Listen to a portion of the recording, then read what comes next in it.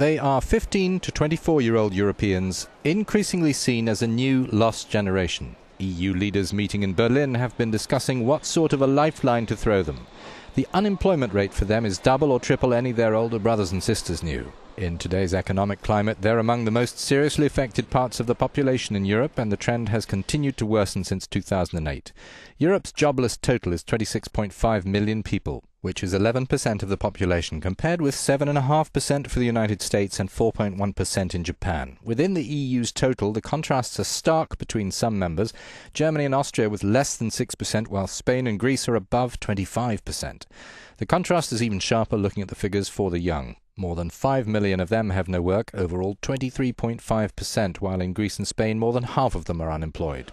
It's urgent to respond to this. Leaders at a summit in Brussels reconfirmed last week, deciding at Germany and France's initiative to deploy measures like President Hollande proposed when he was running for office last year. The plan is to give loans to help as a priority regions where the young work pool is worst affected. Also under consideration is to guarantee young people inactive for at least 4 months a job offer, training program or internship. The goal is to not let them stop trying. This is with the consequences in mind for society at large and for the individual, especially those not in work for a long time. That's particularly the case for young people with no qualifications. Inactivity can affect their working life in the long term while hampering personal development immediately, potentially leading to despair or violence. There is, however, a positive undercurrent in Spain, for example, where young people have returned to the classroom in many cases, such as those who left school tempted by work in the former construction boom.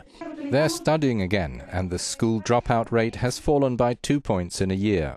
This returnee student says, "You think it's not necessary to study, because you're 17 and earning €900 a month and you think it's a big deal."